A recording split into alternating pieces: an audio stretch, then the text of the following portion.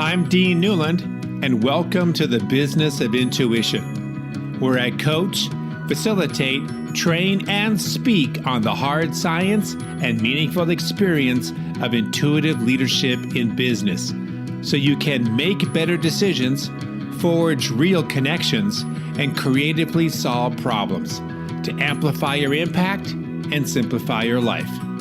Welcome to the Business of Intuition. Our next guest on the Business of Intuition comes to being an entrepreneur, a great coach, a great mentor, and a person who is able to think big from a very unique and different perspective. She comes to it from a spiritual and religious background. That framework, I think, has been central to her life, but also from being an Ironman competitor. And uniquely, those two things came together and created a wonderful journey for her to be able to accomplish what most don't because of her ability to not just be interested in something, but be committed to it. She's really had a transformation when it comes to her life as an entrepreneur and this Ironman competitor. And she has some really unique messages around work-life balance, which she really thinks that's not possible. It's really about work-life integration, about being able to ask yourself, am I really just interested in something or am I really committed? And how do you build the business or a life that plays big and moves past the fear that can sometimes choke us and hold us back? Ciara Stockeland is just quite an interesting and fascinating gal. She and I just had a fantastic conversation here recently. She is an author, speaker, and 3 times Ironman competitor. She has owned and operated businesses since her early teens. And as a serial entrepreneur, her business mindset and tenacity to lead led her to open her first shop in 2006, which she then franchised. Her vast experience in both retail and wholesale industries led her to launch the first-to-market wholesale subscription box for boutique retailers, which, get this, she was able to build and sell within 18 months. Ciara has been recognized as a small business champion through SCORE, has held a seat on the United States Chamber of Commerce for Small Businesses, and is a Profits First certified coach. Through her coaching program, Ciara strives to motivate business owners to build profitability and peace of mind in their business. Those two things don't always, as you know, go hand in hand. In her free time, which a lot of us don't do much other than watch sports and go out to nice restaurants, she enjoys training for endurance races and most recently completed her 3rd Ironman in Woodlands, Texas. She currently resides in Tennessee with her husband, Jim, and her Great Pyrenees dog, Bentley, which incidentally, I just met a Great Pyrenees over the weekend. And these are one amazing dogs. And so if she is attracting an animal like that, I say she's got to be a pretty amazing person herself. Ciara Stockeland on the Business of Intuition. Ciara, it's great to have you on the show here in whatever it is, January of 2024, when this little interview was recorded. I was thinking about one of the things that we had talked about beforehand was your background in athletics. And it brought me back to a memory when I was a kid, when my dad and I would get in the car, we would drive up to some place in northern Minnesota. And the whole purpose, not only just having a father-son weekend, was to find tennis courts. And whenever yeah. And as bad as a tennis court was, it could have cracks or, bumps or, grass growing out of it. We'd always try to find tennis courts along the way. And then we would play a set of tennis and then we move on to the next one. And we actually ended up playing on some really good, really bad tennis courts. And then in the evening, we would read this book called The Inner Game of Tennis.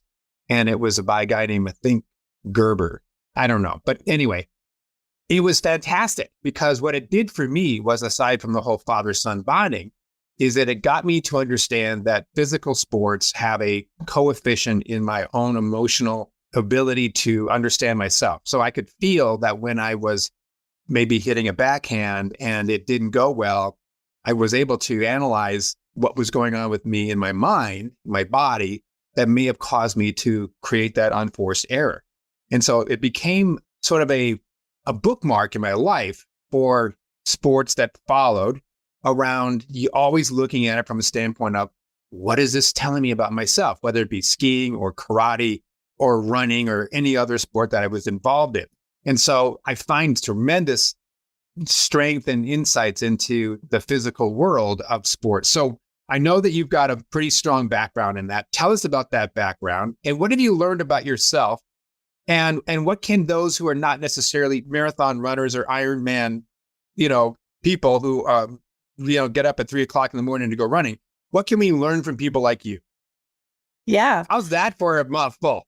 I love it. Okay. I love it. We're going to dive in here. Yeah. So this will put a fun twist on this conversation. My sports background is very short. So I actually did no sports in high school or college whatsoever. I was in theater and music. And after my kids were born, I have two adult children now, but after they were born, a friend of mine said, Ciara, I've started running. You should run with me. So I was mid-30s. And I thought, okay, I guess so. And I remember that first run with my friend Melody, I could not even run down the block without being winded. And from the outside, people would look and say, oh, you look like you're in great shape. But just because you look like you're in great shape does not mean you can climb 20 flights of stairs or you can run a mile. And that's what I found out. But she said, that's okay. Let's just start small. We'll just do this together. And so I would get out of the house, leave the kids. It was a time for me to get away and I'd run with a friend. And so started to slowly get into running. I have a very short attention span. And so the thought of just running all the time didn't really thrill me. So why not triathlon where we can spice it up a little bit? Some days you bike, some days you swim. I had grown up around water, so very comfortable in the water. And I love to ride my bike recreationally. So I thought, okay, we'll spice it up and we'll do triathlon. So I started with some sprint triathlons. And going back to the short attention span, I just thought, anything long distance, no interest. I want 5Ks, sprint triathlon, like the shorter the better, which means short training, short races, and then we're done. Never in my wildest dreams thought I would even be interested in something like an Ironman. My husband had always had completing an Ironman on his bucket list. And so fast forward, now we're in our 40s. He's decided that he's going to check this item off the bucket list. So he starts training for an Ironman. I was still doing sprint things. At the time, I was just doing back to 5K running, trying to really improve my speed. He was training for a full Ironman. I thought, you're absolutely crazy. I'm never going to sit on a bike for 6 hours. I'm never getting up at 3 a.m. to be on a treadmill for 2.5. Like, no way. He did his Ironman and I went and I thought, okay, wait a second. As I looked around and I thought, well, that person's 80 years old and they're completing an Ironman. That person is handicapped and has a disability and they're completing an Ironman. Like all genders, all races, all, demographics. Maybe I could do this. And could I use this as a teaching lesson for my coaching students? So if I set my mind to something so intensely crazy like this and completed it, could that be a lesson I could use? So that got my wheels turning a bit. And then funny enough, we get home, he had completed his Ironman, we get home and he said, from now on, every time in the house I say, Ciara Stockeland, everyone here has to say, you are an Ironman, just kind of jokingly. And so I thought, well, okay, if we're calling him Ironman, I want the title too. And so then I signed up. And I went from 5K training, 16 weeks from 5K training to my first full Ironman and completed it. So, and that was 3.5 years ago. I've now done 3 fulls. And then I just qualified and completed world championships in October. So 4 fulls in the last few years. So let me ask you, Ciara, for those who don't know, what are the different parts of an Ironman competition? You said biking, what else? Yes. So first you swim 2.4 miles, then you bike 114 miles, and then you run a full marathon. And you have to do it all under 17 hours. Yeah. That's in how many hours? It has to be completed under 17 hours. A full marathon after the 2 other things you just mentioned? Yeah. I'm about ready to throw 5K to let's put a full marathon after we do a 2.5 mile swim. Oh my God. Bike. All right. So I'm going to bow down. I'm not worthy. That is intense. I just when my nephew Ryan and I, many years ago, we did a rim to rim to rim trip to the Grand Canyon. So we got our backpacks on and we are going to hike down, and we did all this training to get ready. And we thought we were all buff and ready to go. And we're walking down. We've been at it for maybe 3 or 4 hours, feeling like, hey, we're doing pretty well. This guy is running down past us in a little Speedo shorts with a little water bottle in his back. And he was basically a marathon runner. He was going to go rim to rim to rim in one day, 52 miles. I thought, okay, we've just been bad. So what you just did is incredible. Congratulations. Thank you. That's incredible. So I know that so relay this to business. Yeah. Relay this to, small businesses thinking big, and how we can take that message of your experience in the Ironman competition and relay it to a small business person. Yeah. So I like to say, or I like to tell my clients and other business owners that there's 3 things that I did when I decided to sign up for an Ironman, and these apply directly to business or life. The first thing is I fired my coach and I hired the right coach. So when I was working on that 5K distance, I texted my coach and I said, hey, I just signed up for an Ironman. And he said, what distance? Which was a very sarcastic remark. In other words, you're crazy. What are you doing? We can't do this. And in that moment, I thought, I have to have someone that believes in me. I can't have a coach. I'm fine having a coach that says you're crazy, but let's get after it. But I can't have someone that says you're crazy, you're not capable of this. And just in that question, I knew he wasn't the right coach. So I fired him and went to work looking for someone that would fit what I needed. I wanted a female coach, and there's some different things that I wanted. So hired the right coach. Small business, same thing. Like, hire people that are qualified in different areas of your business that can do things better than you can do them. We tend to believe this idea of like, we have to wear all the hats. We hear this all the time. And there's seasons in business where we may have to. However, our goal should be to put the right people in the right position so we can do what we can only do. So, a lot of times I work with businesses on their financials, inventory, and the last thing they want to hire is a bookkeeper, an accountant, or someone like me, a profit strategist. I don't have money. Why would I spend money on someone telling me I don't have money and how to fix it? I'll just do it myself. But a lot of times entrepreneurs are not like, that's not their zone of genius to understand the numbers. So let's put the right person on the team. So I hired a coach. Next thing I did was I bought the right equipment. So I was like, if I'm going to sit on my bike for hours and hours, I need a good bike. I need good running shoes. I have to understand nutrition. I knew nothing about nutrition. I need to purchase and sign up for the right tools. Same thing follows in our business. We try to skimp by on I see these business owners who invest hundreds of thousands to open their business, but then they won't upgrade their software because that might cost me an extra $29 a month, even though that upgrade might save them so much time and efficiency. So finding the right tools. And then I think the third and most important thing is I committed. Once I said I was going to do it, there was no, I might not finish. Like, I never thought that. I committed to doing an Ironman. I'm going to show up and do every workout. I'm going to train to the best of my ability with a good attitude, and I'm going to cross the finish line. And I think business owners need to grab onto that mindset of, this is what I signed up for. What do I need to do to make success happen, and not start something with a parachute on their back? So much you just said was absolutely fascinating. Right person, i.e. coach or people on your team, right equipment, whether it be for your business, right nutrition, etc., and setting the goal and committing to it. In your sort of your soul, your heart here, what was the, I'm trying to find the words here, Ciara, but there's something about going after something that large. It's not easy. You've got your body telling you things that your mind might be saying different. Your body might be sore. You might be tired. There's a great movie called 14 Peaks. If you haven't seen it, I would recommend anybody watching it.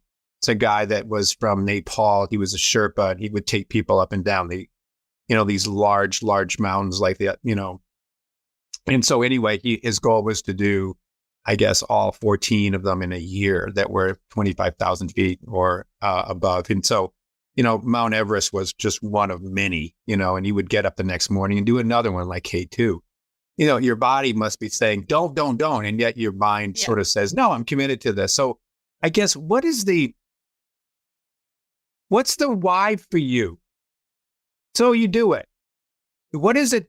Is it to prove something to yourself? And if so, what?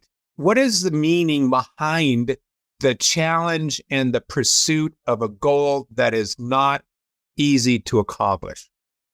I think for me, it's just the hunger to stay curious about life, about who I am, about what I can do. It's the desire. This sounds so cliche and cheesy, but like to be the best me, like with what God's given me, how can I be the best steward of that? My time, my resources, my abilities. How can I push my mind to be better than it's ever been? What am I missing out on? It's those pieces. I think I just really enjoy the pursuit of that and I lean into it. And so that's why quitting is not an option, because the goal for me is how good I can become. So why would I quit when it's not comfortable? Like that goal is so big. That prize to me is so big. One of the things I loved most about my first Ironman was how I learned how everything worked together. Like the swim is its own thing. The bike is its own thing. Running is its own sport. Then you have nutrition, and then you have your mind. You talk to yourself all day. It's just you and yourself arguing all day long. I want to stop. I want to slow down. You can't. You literally argue with you. That's fascinating to me. How do we learn to make our mind a tool that drives us in the direction we want to go? How do we control that? How do we make the nutrition work? It's all so fascinating to me, because when we strengthen something like that in one area, like athletics, it spills over into how disciplined I am in my office every day, how disciplined I am in spending time with people. Like I'm paying for a coach. How do I get an ROI out of that? That comes over into the way that I look at business. So I think it just expands, and I just find that really fascinating. I don't know if that answers your question. No, it does. And I'm going into another level here, maybe, but around just sort of your worldview, your philosophy. Are you a religious person? Do you have a spiritual path? And you mentioned God, so I'm going back to that. Is that part of your anchor, part of your reason for being the best that you can be because of the construct that by which you subscribe to, which is maybe a religious one or a spiritual one? I mean, what is it for you?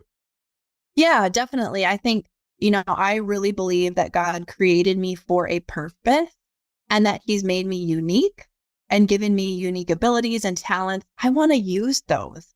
I don't want to get to the end of my life and say, for him to say like, well, wow, here's the plan I had for you, and you were too lazy, or you didn't trust me, or you wouldn't push yourself. Just having that unique view that I'm here for a purpose. I have a limited amount of time. And the stewardship word is really a big one for me. Like, how can I be a good steward of what I've been given? And we've all been given different things. Some of us more, some of us less in different areas, but how can we be the best steward of what we have and not waste it? I just don't want to waste my life. So I'm like, there's maybe a chicken or eggs thing here where did you come to your religious or spiritual philosophy prior to Ironman, or did you find it as a result of Ironman?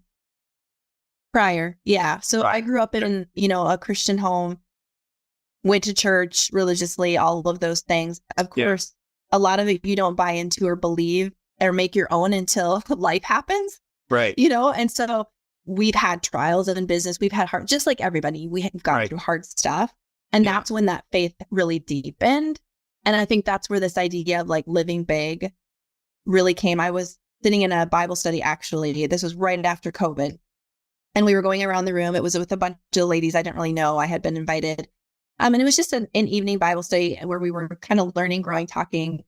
And one of the gals said, what have you learned out of this? And I said, I've just been really thinking about how small we live. And this was coming off of COVID, where a lot of people were in their homes.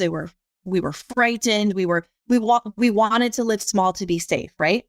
And I said, I just want to live big. Like, I want my life to be bold, intentional, and I want to remain grateful. So that's what I've been working on. Didn't think much of it, went around the room. The next week, one of the gals I didn't really even know came and she said, Ciara, I need to tell you something. When you said that last week, it really made me think. And I went back home to my family and I said, we've been living too small. We're done living small. We're going to live big. And she's like, we're going to do a family vacation. There were some things that they had decided. And that made me think about how important it is that we share this message and we talk about like living our life big. And for that, that looks different for everyone. A lot of people never do or have any interest in an Ironman. And so my big looks different than your living big would be, but I need to do what I feel like I'm called to do. So. Oh, there's so much here. So our website, people who go to it, the first thing you see is 4 words: be bold, be brave. And it so much connects to your message. And of course, it goes without saying that I subscribe to that. And I do have a thought that this sort of ability to be bold, to be brave, to play it big the way you describe, requires a framework, a belief system that supports that encourages that. If you believe that the world is a scary place, that you have to be protective of it or from it, then you're going to live your life under that. I think it was Einstein that once said that the biggest decision you'll ever make is what is this? Is the world a friendly, exciting place? Or is the world a dangerous, scary place? That's the biggest decision you'll ever make in your life. And I thought, that's about right. And what you're suggesting is choose the latter. And then, of course, there is so much fear. COVID was not only a pandemic of a virus, but it spawned another pandemic of fear, which I would just simply call out a book that I was just looking at recently with somebody else I think it's called Togetherness. No, it's called Together by a guy who's named as Vivek Murthy. He's our current Surgeon General of the United States. And he's like most Surgeon Generals, they find a particular kind of project to work on: obesity, alcoholism, whatever the case may be. And his is around loneliness and isolation. And the coefficient of all that is fear. And there's some sort of quote out of all of that a lonely brain, a lonely heart is twice as more likely to see the world as a scary place. And so as we get more and more isolated with each other, the more we see the world as a dangerous place, and we are unable to see the perspective that you do, which is it's a place of curiosity and being bold and going after big things. Yeah. So anyway, I thought I would just throw that out. Yeah. Yeah. And I think that the idea too, thinking about the loneliness pursuit of trying to figure that out, investing in people, however that might look, is really important for us. So by investing in people, I mean spending the time to understand why people think the way they do, to learn about their life, to stop and say hi. My kids are pretty social, both of them. And I've been really pleasantly surprised. We moved from North Dakota to Tennessee. When they went back to North Dakota, both of them at different instances said, I'm going to stop by the elementary school and say hi to so-and-so teacher I really love, of their own free will. That's investing in someone, right? Taking time from their vacation back home to go say, hey, 3, 5, whatever, 8 years ago, you were an awesome teacher. I just wanted to stop and say hi and hope you're having a great day. Those are the kinds of things that we need to do. And that's living big. So, whether or not you do an Ironman or you climb Mount Everest, like we can all invest in people and live big that way. And that's kind of that intentional word, like really being intentional about our relationships, our decisions, our conversations.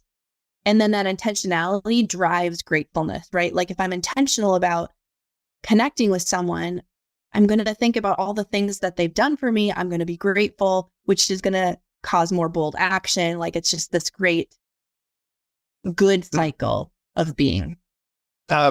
Yes. And where you came to Ironman in sports based on a foundation of religion and spiritual principles, I also think that one who is void of that can find those particular principles through sports. Like I grew up in a very agnostic family. We were Unitarian Universalists. When we went to church, the word Jesus or God never was brought up unless it was almost as a afterthought.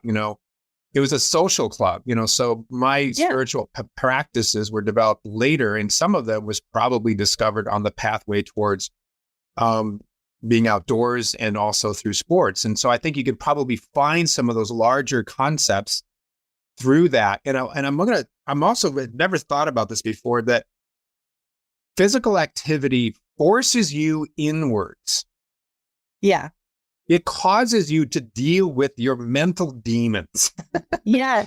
You know what I mean? It's like, I remember there was a lake that we used to live near in Minneapolis called Lake Harriet. And every morning I would wake up at 6 o'clock in the morning before the bus and would run around the lake because it was part of my training for being a athlete. In this case, it was skiing. And I thought the whole mental thing was at least half of the battle. It is. You're tired, it's dark out. It's been snowing all night. You're going through all this, and you know how it is when you're running. Those of you who are out there who are runners and you're out there in a cold, below freezing day, you start to sweat, and then the sweat starts to make your skin miserable. It's miserable. Like pins and needles, and you have to push through it to the point where your body acclimates to it. It's like, but it was all mental. And there was something about the process of sport and of being outside that caused me to deal with myself, which then I think then translates to a higher power or your spiritual perspective or a bigger perspective on life or whatever you want to put into that bucket, right? Yeah. And then maybe we could even tie in intuition, because now you're paying attention to your body in a way you didn't before, because we're out of our cerebral cortex and into something larger, which is this whole vessel called our body. It's an interesting thought that you've helped stimulate for me. I'd never really thought of it that way. It's interesting. So with the swim, my first Ironman, we're sitting, all ready to go into the swim. The Ironman's about to begin, and the MC is trying to, get us all excited. There's nerves, all the things. And he said, is anyone here, is this your first Ironman? So people raise their hand, is this your first, he kind of went down the line. And then he said, is this your first open water swim? And there were people who raised their hands. And I was like, you guys are crazy. Why would you do your first open water swim on race day for an Ironman? Because that's, typically the open water swim is the hardest part for people. Okay. And so I mentioned, earlier, I grew up around water, and so I wasn't afraid of water, but I went through a period of time when I grew up in a pool. When I say water, pool. I lived in North Dakota. We go to Minnesota and look at the lakes, but we didn't. I got it. Lake. Yeah. And so the thought of going, you can't see the bottom. I mean, you lived in Minnesota, so open water, like seaweed, all the stuff. Oh, yeah. So that was a hurdle I had to cross, but I knew if I wanted to complete the Ironman, I didn't want to be someone who showed up on race day and got pulled out because I panicked and I couldn't complete it. So what do I need to do? I have to conquer that. So I have to do it small steps at a time. So the first time I went to a lake in Detroit Lakes, I told Jim, I'm going to swim from here to there and back without touching the bottom or stopping. And if I can conquer that, now I have a file in my brain. Ciara did this, right? Now the next time I'm going to do this. So we keep adding those files. And so that day on race day, as I'm watching people, this is the first time you've done that. That's interesting, because the mind with athletics, it is so much of the mind, but you have to build that muscle. You can't show up on race day and expect that when you feel absolutely horrible at hour 12, I'm just going to be super strong, because we think we can do anything when we're on the couch, right? But when we show up, we have to have trained that and built those files. And so I was really intentional with that, with my Ironman training too. I know I can't go from here to there. So I have to do one step at a time, conquer one thing at a time, and build that mental muscle. And I still have a lot of mental muscle to build. My coach would tell you, I asked her recently, what do you think I still really need? Like what do I need to work on? And she said, I still think you do not know how to truly race through misery yet. She still thinks I pull back because I don't know how to. So, I mean, we're always working, right? Yeah. There's a movie, I think, called, I forget what it was. It came out 20 years ago. It was about, I think it's Prefontaine. Is that the runner who was going to go to the Olympics, and his coach ended up sort of founding Nike? and up in Oregon, up in the Portland area. I think I got this right. And I remember something distinctly about, he says, it's not that I'm a better runner than everybody else, which he was really good. It's because I can suffer through the pain better than everybody. That's what my coach would say too. And I'm going like, oh crap. And I thought about that later, as I'm running, I'm going like, just want a hot, hot tub right now or whatever, I thought about that. And then you have to ask yourself, so why am I pushing myself through this? Yeah. And you could make the same coefficient. I own a business or I'm in a company.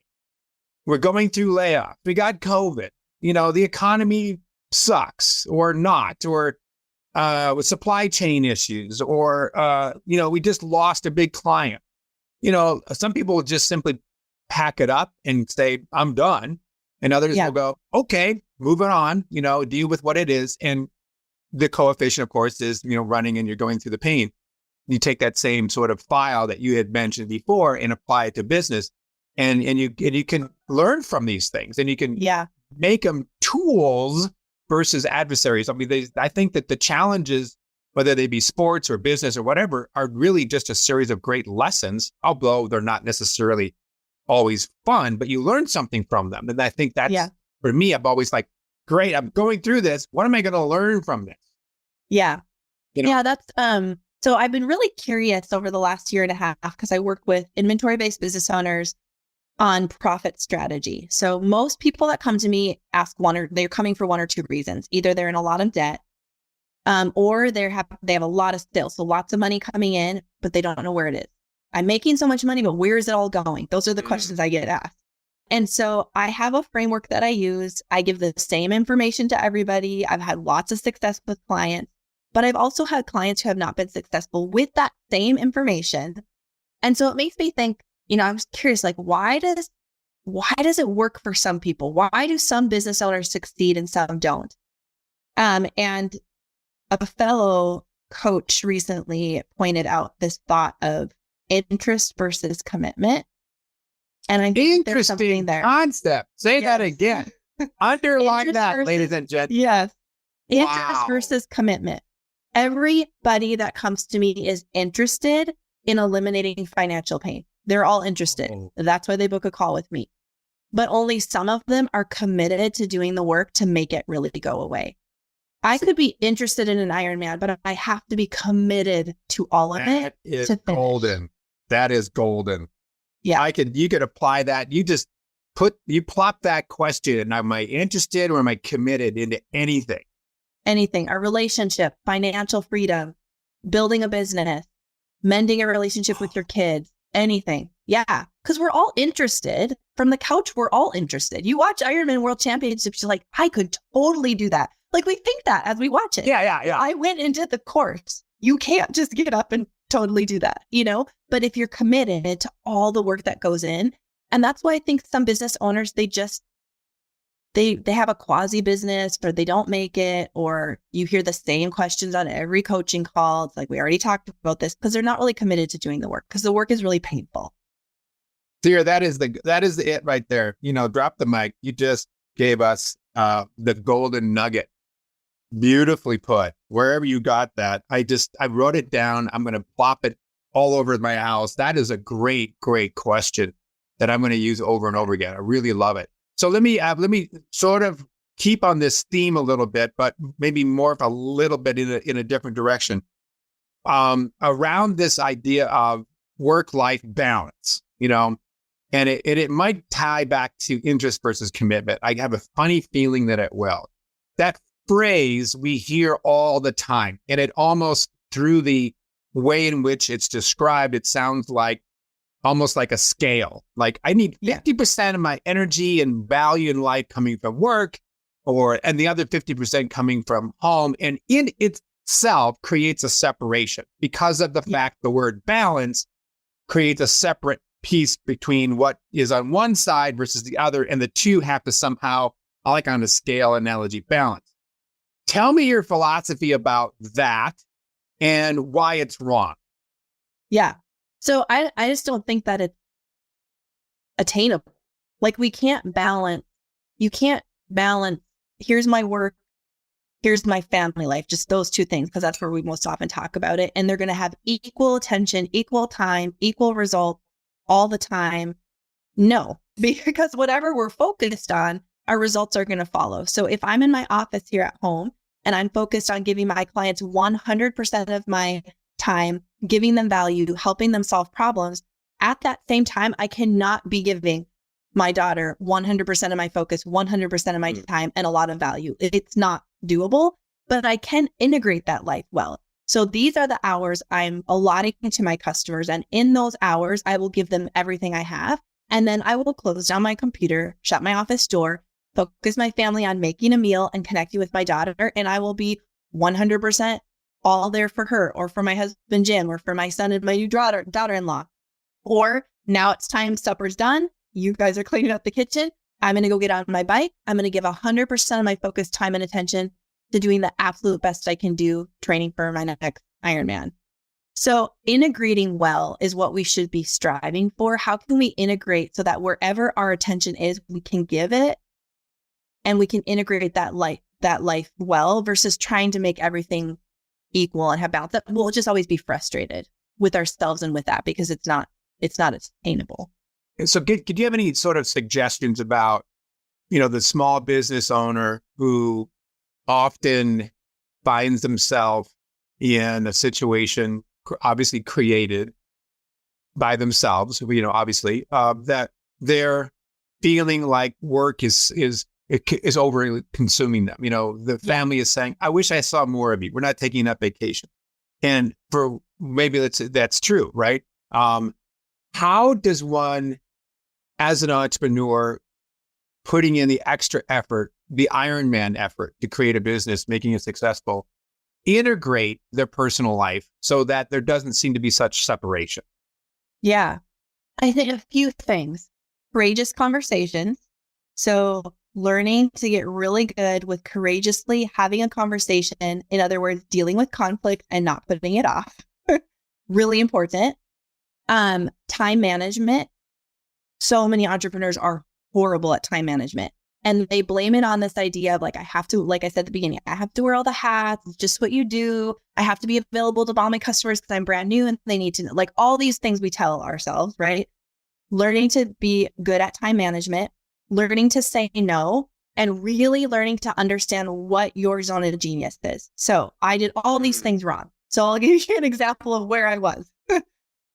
So when I built my first business, 2006, retail business, built it, grew it, franchised it, I bought into all this stuff. Like, I'm not going to be profitable for the first 3 to 5 years. I won't pay myself. I'll invest all all the lies, which I would like to know who first came up with. Yeah, I know, right.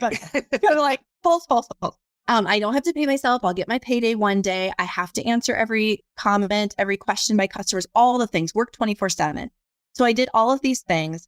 Long story. We can talk about this on a different interview if you want, but ended up losing all of it through a series of events that were not particularly caused by me, but ended up losing everything, including our home.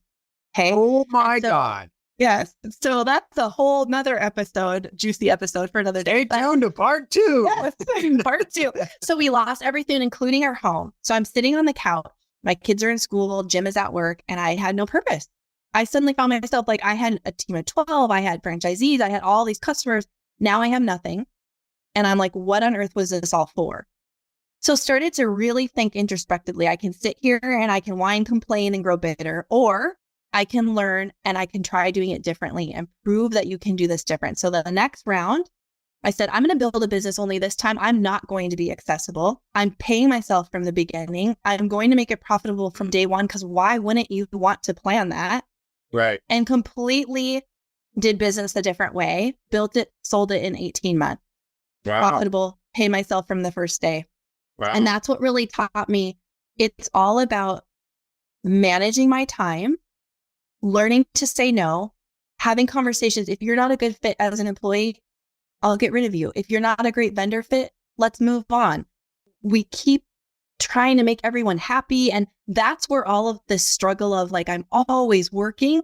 It's because we don't have any boundaries, is another way overused word, but boundaries essentially, right? No fence, no goalposts. We're just like all out there trying to do all of the things. And I really didn't know what I was great at.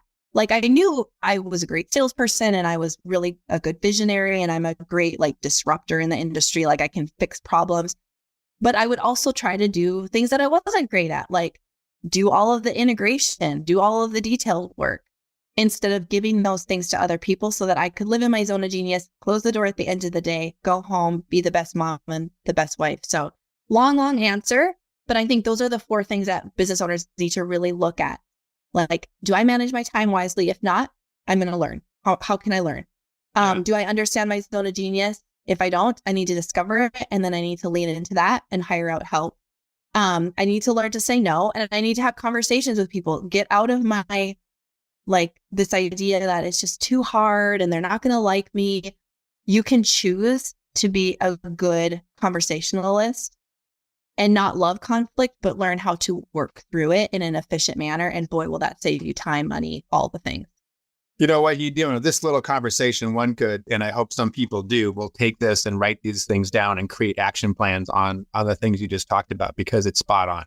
You just really encapsulated, a whole graduate school worth of content here. And I really hope that people do. And I was thinking about your zone of genius concept, which you talked about some really awesome things like regarding conflict and time management and so forth. We were just working on this recently there's a book out called, I think it's called The Extraordinary Leader. I know Jim Collins talks about this. Yeah. And it's about that zone of genius. The one way I think about it is, what are you really passionate about? What are you really good at? What are you really good about? What do you really have skill in? That is also your passion. And then what does the company or society need? And when you find those 3 things intersecting, that's your zone of genius, or that's your sweet spot. And then play to that. Make sure, and don't do things outside of that if you possibly help it. Farm it out, get your best team member to take that on. And I know entrepreneurs, out there, you all get a little scared because you have to lose control and you're building your baby and it's like letting go of your firstborn. But what she's talking about is right on. And we worked with a fair amount of family-owned businesses, some of them small, have only been around for 2-3 years. Some of them have been around for over 100 years. And some of these issues that you're describing, or some of the issues that they have dealing with, could certainly be taken care of by some of the things you just talked about. So great stuff, man. I had no idea. What a way to start the day. Yeah, right. This is great. So I would love to keep talking, but we got to close out here. How can people connect with you and follow your vision, what you're all about? Yeah, I think the best way is just head to my website because it's all there. So ciarastockeland.com, you can find my book, my podcast, free resources, connect with me about coaching. All my socials are all on there, so you can find all the socials that way. Wait a minute, you have a podcast? I do, yeah. Inventory. I was talking about podcasts. You didn't tell me you had a podcast. I do. All right. Yep. So forget everything I said before we hit the record button, since you've already got one. No, it was actually really good though, because the way I do my podcast is so archaic. Like I've done this. This is one of those things, I think, well, I don't need to, this year isn't the year to improve it, but eventually I need to, because I just record them on Zoom right now and put them out there. Like super simple, short, sweet. So the tips you gave me, I actually wrote down. Those are really good. All right, great, good. So again, Ciara, right? Stockeland, Stockeland. Yeah. That's how we can find you.